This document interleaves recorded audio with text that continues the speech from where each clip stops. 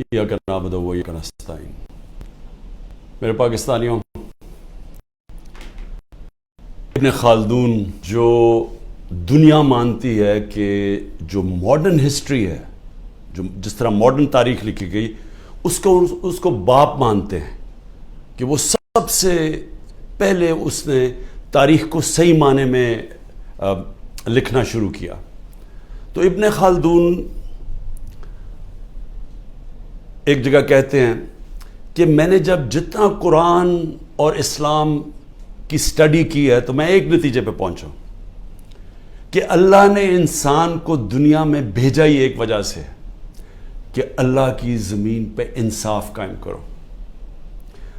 इंसाफ के ऊपर आप कोई भी दुनिया का माशरा ले लें, जब इंसाफ होता है तो वो माशरा ऊपर खड़ा होता है। नबी सल्लल्लाहु अलैहि वसल्लम ने दुनिया की तारीख का सबसे बड़ा इनकलाब था मदीना में। कोई इसकी मिसाल नहीं है दुनिया की तारीख में कि हिजरत होती है 622, जंग बदर होती है 625, 313 लड़ने वाले, और 11 साल के बाद एक सुपर पावर घुटने टेकती है रोमन एम्पायर, और उसके अगले साल दूसरी सुपर पावर घुटने टेकती है पर्शियन एम्पायर कदसिया में। तो तारीख का हिस्सा है। लेकिन ये तो कोई मुताला करे कि ये क्या हुआ था कि वो एक लोगों की कोई हैसियत नहीं थी, उन्होंने दुनिया की इमामत की और कई सदियों तक बुनियाद इंसाफ पे रखी गई थी, अदल और इंसाफ, उसके ऊपर वो माशरा खड़ा हुआ था। और वो इंसाफ ऐसा था कि हज़रत अली रज़ियल्लाहु ताला एक यहूदी से केस हार जाते हैं, काजी खलीफा वक्त की बेटे की गवाही नहीं मानता। वो इंसाफ ऐसा था जब नबी सल्लल्लाहु अलैहि वसल्लम ने कहा मेरी बेटी भी अगर चोरी करेगी तो उसको सजा मिलेगी, कोई कानून से ऊपर नहीं है। और जो माशरे ताकतवर को कानून से ऊपर रखते हैं उनकी हदीस है वो तबाह हो जाते हैं। तो आज जो पाकिस्तान है, मैं अपने सारे पाकिस्तानियों के सामने ये बात कर रहा हूं कि हम अब बिल्कुल तबाही की तरफ जा रहे हैं। मैं इसलिए नहीं कह रहा कि तहरीक इंसाफ के ऊपर क्रैक डाउन हुआ है, कि हमारे लोगों को जेलों में डाला हुआ है, जेल भरे हुए हैं, हर रोज़ नए लोग पकड़ रहे हैं, रिश्तेदार पकड़ रहे हैं। जो कहानियाँ सामने आ रही हैं वो खौफनाक कहानी है। कभी पाकिस्तान की तारीख में इस तरह एक नंगा हो के एक ताकत ने इस तरह का जुल्म किया हुआ अपने लोगों के ऊपर, कोई इसकी मिसाल नहीं है। मैं मुशर्रफ के मार्शल लॉ में मैं ऑपोजिशन में था, मैंने कभी इस तरह का जुल्म नहीं देखा। तो ये जो इंसाफ की धज्जियां उड़ाई गई हैं और ये ताकत की हुक्मरानी, जंगल का कानून कायम किया गया है, मैं सबसे पहले 2-3 चीज़ें कहना चाहता हूँ और मैं फिर अपनी सारी कौम को ये बताना चाहता हूँ कि हम जा किधर रहे हैं। यानी कोई चले ये सब कुछ कर रहे हैं तो कोई रोड मैप होगा ना कि हम इससे निकल के तो खुशहाल हो जाएंगे। क्योंकि इस वक्त पाकिस्तानी, मैं अभी आपको फिर से बताऊंगा कि हमारे मुल्क के माशी हालात क्या हैं। तो जिस तरह मुल्क माशी तौर पे तबाही की तरफ जा रहा है, तो कोई तो रोड मैप होगा ना कि ये जो जुल्म किया जा रहा है, ये जो पूरी जमात को ख़त्म करने की कोशिश की जा रही है, क्या इसका कोई मुल्क को तो कोई फ़ायदा हो ना। तो मैं सबसे पहले ये चीज़ें इसलिए कहना चाहता हूँ कि मैं ये कभी ये सोचता नहीं था कि मेरे मुल्क में इस तरह की चीज़ें होंगी। जैसी भी हुकूमतें आई हैं, अयूब खान का मार्शल लॉ आया, ज़ियाउल हक का आया, सुना बड़ा पीपल्स पार्टी पे सख्त मार्शल लॉ था, लेकिन जो पीपल्स पार्टी के मिराज मोहम्मद ख़ान थे वो मुझे बताते थे, क्योंकि वो हमारी जमात में एक वक्त पे हमने उनको सेक्रेटरी जनरल बनाया था, तो मुझे बताया करते थे कि ज़ियाउल हक के ज़माने में क्या था। और मुशर्रफ का मैं आपको ख़ुद बता दिया, कभी इस तरह का जुल्म नहीं हुआ। सबसे पहले तो ख्वातीन के ऊपर कभी ऐसा जुल्म नहीं हुआ। कभी चादर और चार दीवारी को इस तरह बेशर्मी से, यानी कभी उसको इन्होंने चादर और चार दीवारी का जो एहतराम होता है उसको तबाह नहीं किया गया। औरतों के ऊपर ही मैं कभी अपनी ज़िंदगी में मैंने नहीं देखा کہ ہمارے ملک میں عورتوں سے یہ برتاؤ کیا جو کیا جا رہا ہے آج، صرف اس لیے کہ وہ یہی نہیں تحریک انصاف کی کوئی ممبرز ہوں یا کوئی آفس بیرر ہو، جو ٹویٹ بھی کرتی ہیں، جو حمایتی بھی ہیں، جو ووٹر بھی ہیں، ان کا بھی پتہ چلتا ہے، ان کو پکڑ لیتے ہیں۔ تو ایک اسلم اقبال نے ایک لیٹر لکھا ہے، یہ جو سی سی پی او ہے اور یہ آئی جی ہے اور یہ جو چیف منسٹر ہے اس وقت پنجاب کا، یہ پڑھنے والا ہے، میں نے اس کو آج ٹویٹ بھی کیا ہے۔ اس نے بتایا کہ اس کے سارے گھر کے اوپر کیسا ظلم ہو رہا ہے، اس کی 80 سالہ والدہ کی بھی پرواہ نہیں کی گئی، وہ آکسیجن کے اوپر ہے، ادھر گھس گئے، اس سے بدتمیزی کی، کیونکہ اسلم اقبال چھپے ہوئے ہیں۔ ان کے بھائیوں سے کیا کاروبار سے کیا کاروبار بند کر دیے، بھائیوں کے گھروں میں چلے گئے، ایک بھائی کا جو باہر سے کوئی اس کا بیٹا آیا ہوا تھا، اس کو جا کے الیکٹرک شاک لگایا، اس کا بازو نہیں کام کر رہا، وہ دبئی میں علاج کروا رہا ہے۔ یعنی سارے خاندان کو، ان کی بزنس کو جس طرح انہوں نے صرف اس لیے کہ میاں اسلم کسی طرح نکل کے اور کہہ دے کہ میں 9 مئی کے خلاف ہوں اور میں فوج کے ساتھ ہوں اور میں پی ٹی آئی چھوڑ رہا ہوں، اس کے لیے یہ سارا کچھ کیا جا رہا ہے۔ حماد اظہر کے میاں اظہر ایک پاکستان کی پنجاب کی سیاست میں ایک وہ عزت دار نام ہے جس کی سب اس کے مخالف بھی تعریف کرتے ہیں۔ 84 سال کے میاں اظہر جن کو کئی بیماریاں ہیں، ان کی طبیعت نہیں ٹھیک، ان کو اٹھا کے لے گئے کیونکہ حماد اظہر نہیں تھا۔ باقی لوگوں کے گھروں میں گھس کے، یعنی جو میں کہانیاں سن رہا ہوں، کراچی کے اندر بھی بات ہو رہی تھی، کراچی میں تو کچھ ہوا ہی نہیں، کراچی میں کیوں جا کے لوگوں کو اٹھانا شروع کر دیا؟ کراچی کے اندر وہیں چھاپے پڑ رہے ہیں، لوگوں کو جیلوں میں ڈال رہا ہے، اور وہاں بیٹھا ہوا آصف زرداری جو ساری زندگی اس نے صرف ایک کام کیا ہے، مخالفوں کو کرش کیا ہے، مخالفوں کو ختم کیا ہے، جھوٹے کیسز، اور جو خریدا جاتا ہے اس کو خرید لیتا ہے، باقی ساروں کو وہ ختم کرتا ہے، جو مافیاز کرتے ہیں وہاں کیا جا رہا ہے، ہر ایک کے اوپر ایف آئی آر ہے، لوگ چھپے ہوئے ہیں، اور صرف ایک کہ آپ جرا پارٹی چھوڑ دیں تب وہ ٹھیک ان کو ڈل جاتا ہے۔ یہ بھی سوچ لیں کہ آج ہمارے انصاف کے نظام، یعنی یہ کیسے کوئی اس طرح کہ آپ کے اوپر ہر قسم کا کیس ہے، دہشت گردی کا کیس لگا ہوا ہے، جیسے آپ نے کہا میں پارٹی چھوڑوں کیسز ختم۔ تو کیا ہماری عدلیہ، ہماری لیگل کمیونٹی یہ نہیں دیکھ رہی کیا ہو رہا ہے؟ کیونکہ یہ تو سارے دنیا میں کسی بھی قانون یہ اجازت نہیں دیتا۔ تو اس کے علاوہ، ان کے علاوہ میں صرف یہ بتانا چاہتا ہوں کہ کراچی کے اندر جس طرح لوگوں کو انہوں نے جیلوں میں ڈالا ہوا ہے، اور جو مجھے سب سے زیادہ لوگوں کو جیل کے اندر جگہ، تو وہاں 60 لوگ بھرے ہوئے ہیں، کئیوں کو کھڑا ہوتے ہیں، کئیوں نے کھانا دیا، کئیوں کے پیٹ خراب ہو گئے ہیں۔ یعنی ان کنڈیشنز کے اندر سیاسی ورکرز کو رکھا ہوا ہے، جو سب سے شرمناک، کیونکہ کوئی مجرم نہیں ہے یہاں، اتنے بڑے مجرم جنہوں نے اربوں روپے کا اس ملک کو نقصان کر کے پھر منی لانڈرنگ کر کے ملک سے پیسہ باہر بھیجا ہوا ہے، کیا ان کی ایسی ٹریٹمنٹ کسی کی تھی؟ کیسز تو پرانے بنے ہوئے تھے، کیا کسی کو ایسے رکھا گیا تھا؟ تو یہ سارا پلان بنا ہوا ہے صرف ایک پارٹی کو ختم کرنے کے لیے۔ تو یہ پارٹی کو ختم کرتے کرتے کیا یہ جو اس وقت طاقت میں بیٹھے ہوئے ہیں، ان کو اندازہ ہے کہ یہ پاکستان کیا کر رہے ہیں؟ کیونکہ ملک، دنیا میں ملک کھڑا ہوتا ہے رول آف لا پہ۔ جس وقت اس ملک کا رول آف لا ختم ہوتا ہے، اس کو بنانا ریپبلک کہتے ہیں۔ ہمارا ملک اب بنانا ریپبلک ہے، جدھر کوئی قانون نہیں ہے، جدھر کمزور کو کوئی طاقتور سے اس وقت تحفظ دینے والا نہیں ہے۔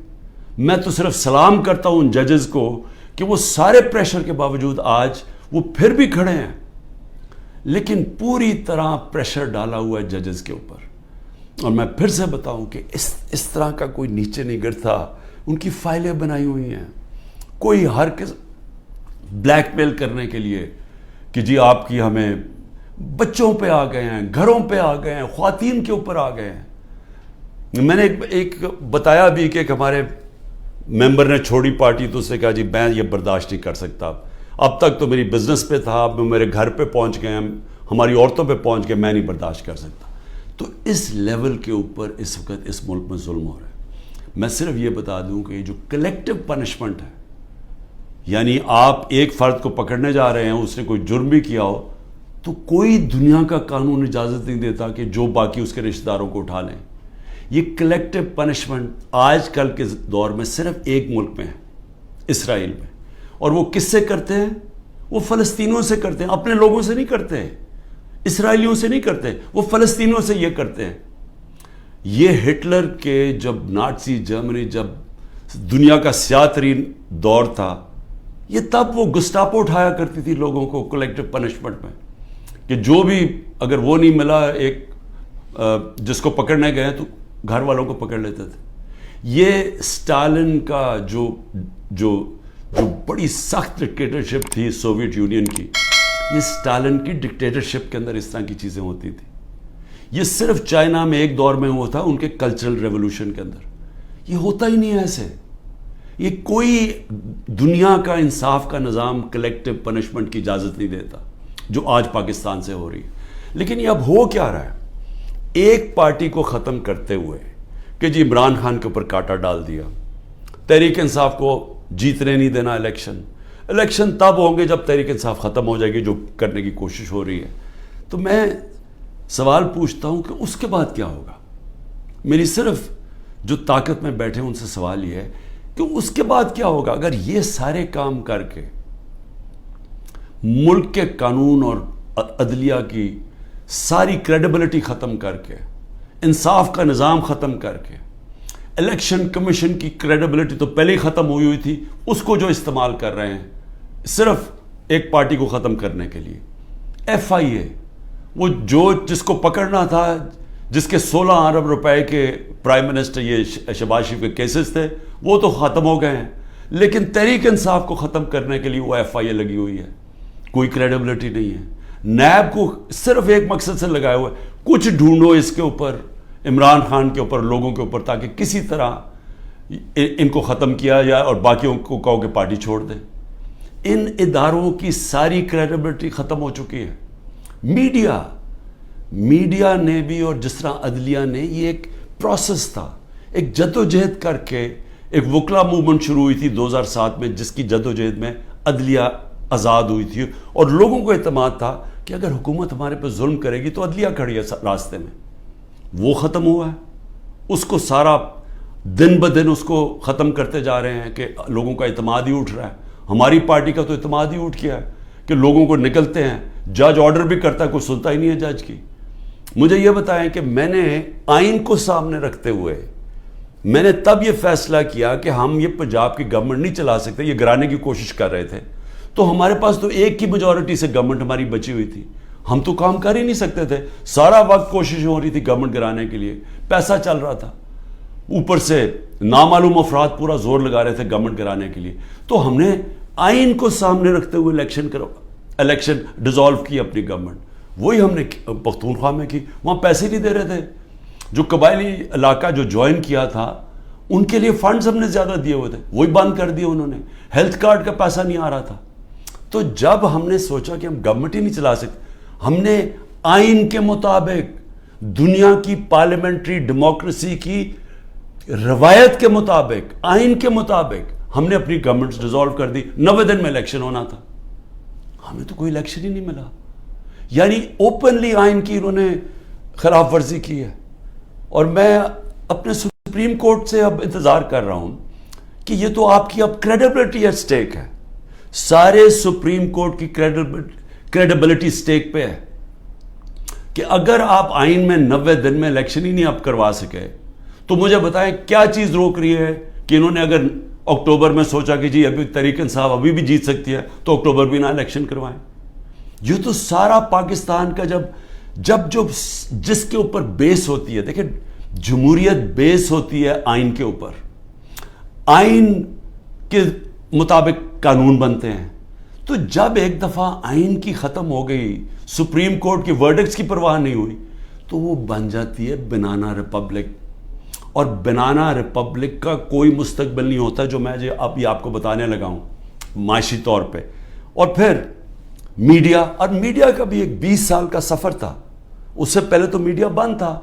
اس سے پہلے تو صرف جو الیکٹرانک میڈیا تھا وہ تو صرف پی ٹی وی تھی. تو جنرل مشرف، اس کو داد دیں ہم کہ وہ ایک ڈکٹیٹر ہوتے ہوئے اس نے میڈیا کھول دیا، کیونکہ جنرل مشرف کے ساتھ سپورٹ تھی. لوگ تنگ تھے ان دونوں پارٹی سے. ان کی کرپشن 2 دفعہ کرپشن میں گئی، لوگ تو تنگ تھے. تو لوگوں نے مشرف کو خوش آمدید اس کو ویلکم کیا. مشرف نے میڈیا کھول دیا، الیکٹرانک میڈیا. اور وہ پھر الیکٹرانک میڈیا نے شعور پیدا کیا پبلک کے اندر.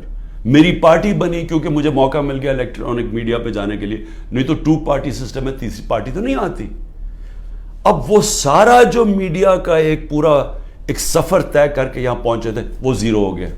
ایک حکم ملا ہے کہ عمران خان کا آپ نے نام نہیں دکھانا. یعنی جو سب سے بڑی پولیٹیکل پارٹی ہے، جس لیڈر کے اوپر اس وقت سب سے زیادہ پبلک اوپینین میں سپورٹ ہے، اس کو غائب کر دیا. تو دکھانا کیا پھر میڈیا پہ؟ اور پھر صحافی چپ کر کے. یعنی میں آج دیکھنا چاہتا تھا کہ کتنے میں دم ہے.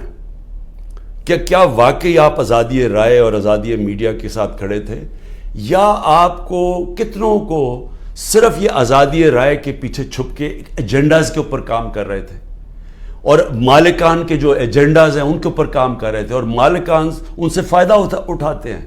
ان کو اتنا فائدہ اس سے نہیں ہوتا جو چینل سے ملتا ہے، ان کو جو بزنسز میں فائدہ ہوتا ہے.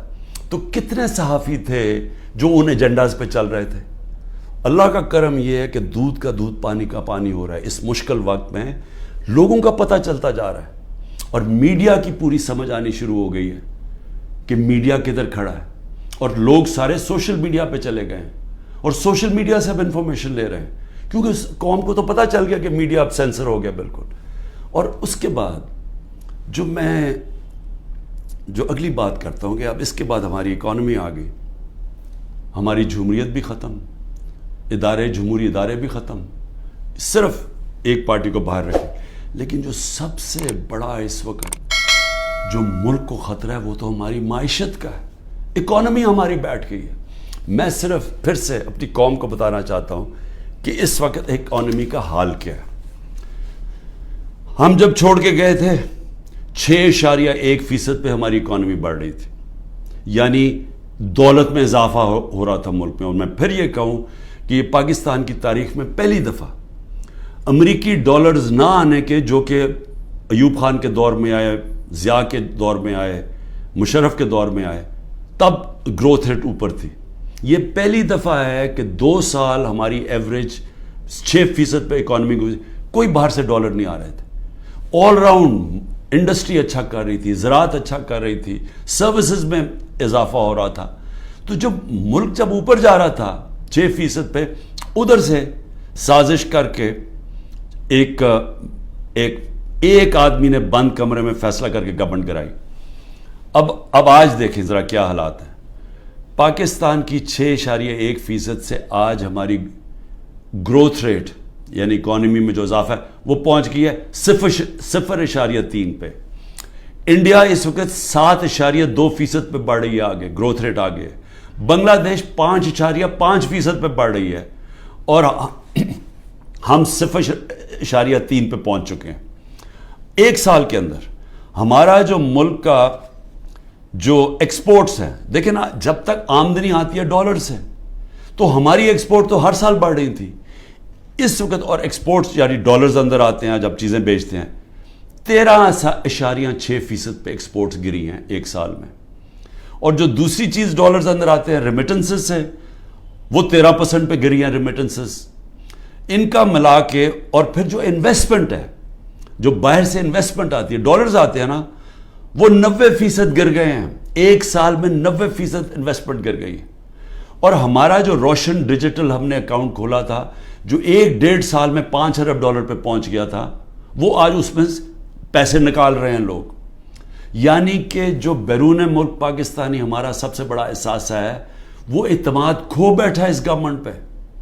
تو جب ٹوٹل ہمارا ہم نے کتنا ایک سال کے اندر نقصان کتنا ہوا ہے انویسٹمنٹ میں اور اس پہ انویسٹمنٹ پہ اور ریمیٹنس اور ایکسپورٹس پہ 7 ارب ڈالر. تو آئی ایم ایف کے پاس 6 ارب ڈالر ہم مانگ رہے ہیں یا 7 ارب ڈالر کا ملکی آمدنی میں کمی آ چکی ہے. پھر آگے چلیں. اس وقت جو پاکستان کا قرضہ ہے پچھلے 12 مہینے میں پاکستان نے تقریباً 15,000 ارب روپے کا قرضہ لیا ہے. اب یہ یاد رکھیں 15,000 ارب کا قرضہ 12 مہینے میں.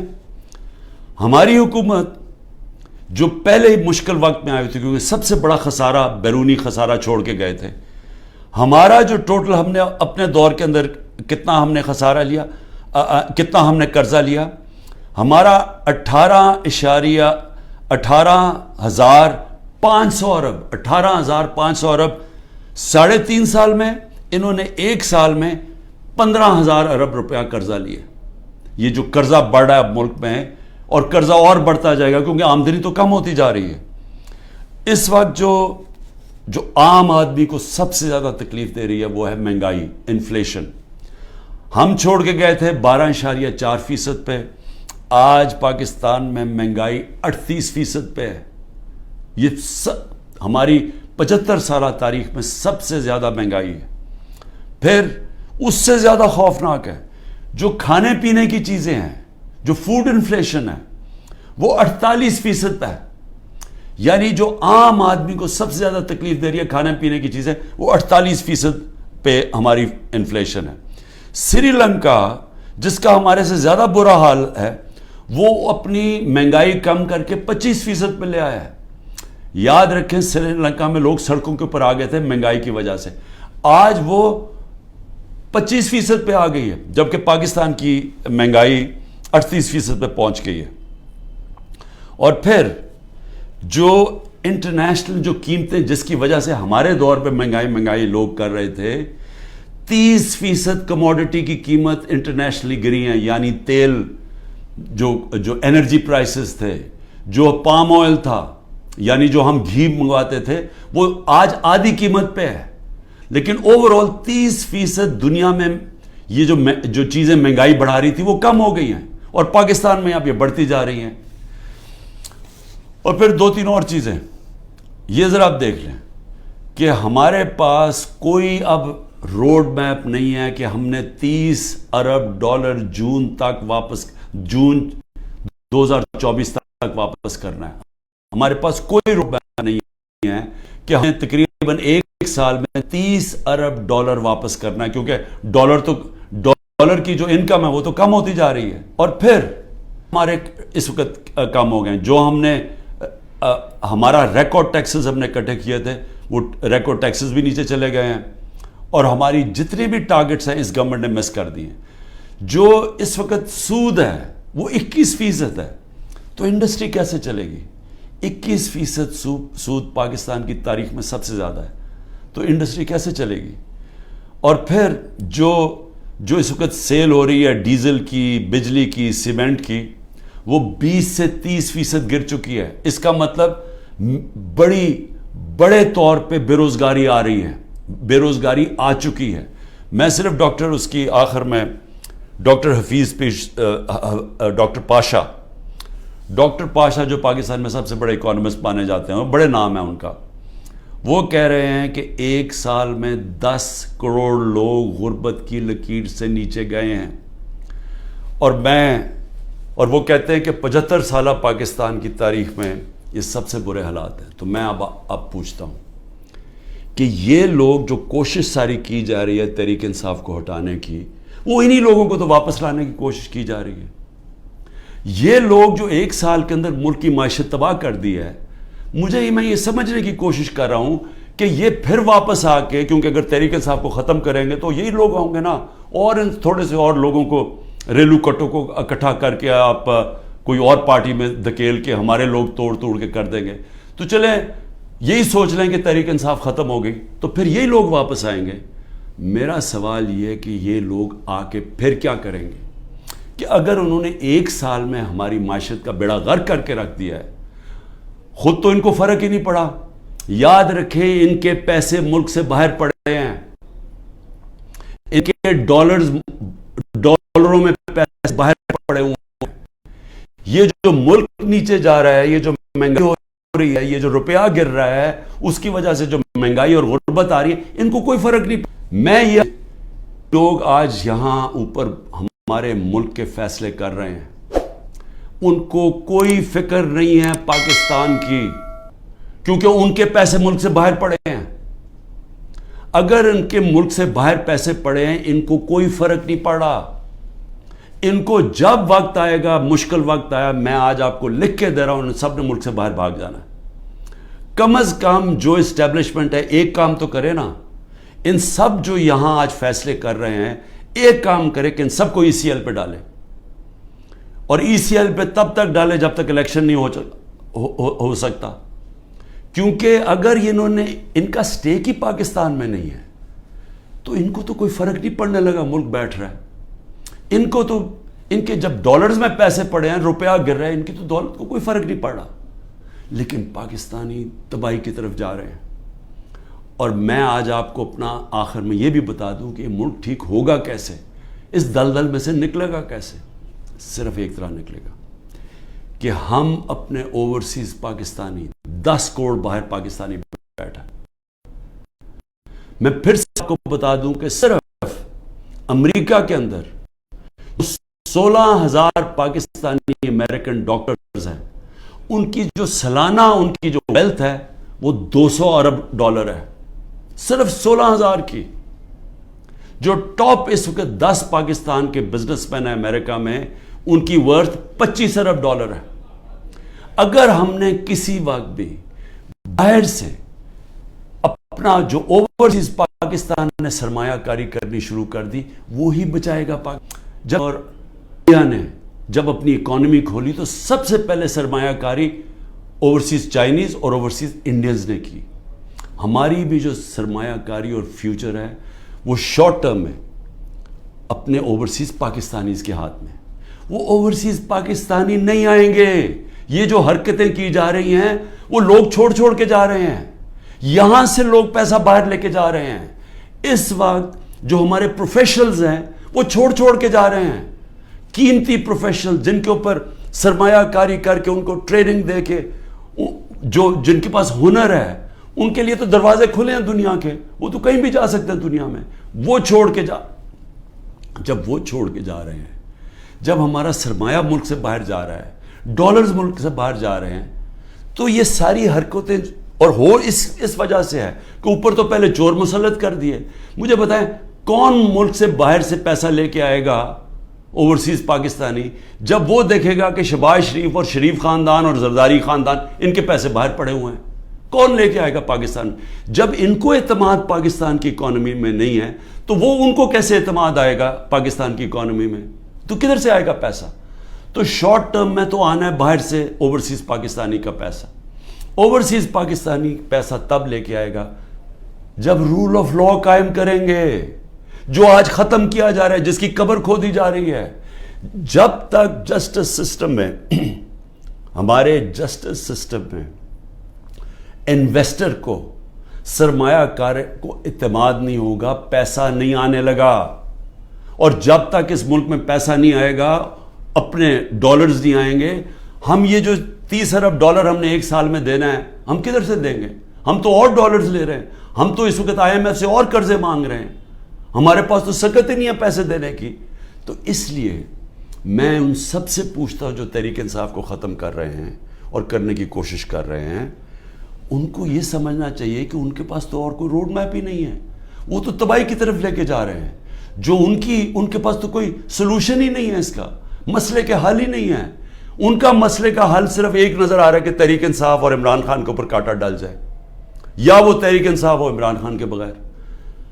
لیکن میں پھر آخر میں یہ کہنا چاہتا ہوں، یہ کبھی ہو ہی نہیں سکتا۔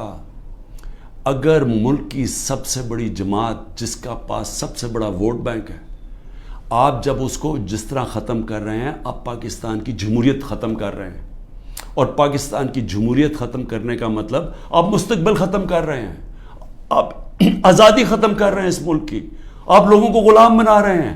یہ جو سارے حربے استعمال کر رہے ہیں یہ اسرائیل غلاموں کے اوپر فلسطینوں کو غلام بنا کے تو یہ حربے استعمال کرتی ہے.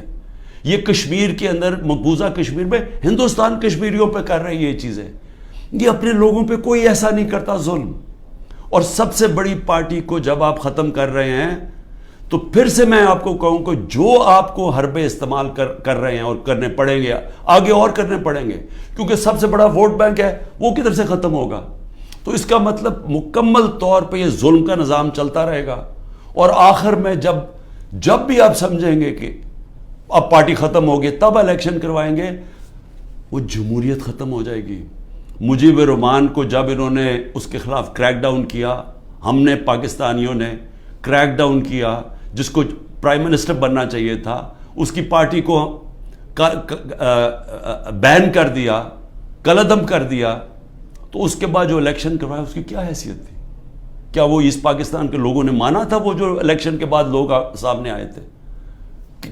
کسی نے کوئی بھی ان میں سے بچا تھا جیسی واپس جب ان کے پاس ان کو وہ آزاد ہو گئے ہمارے سے؟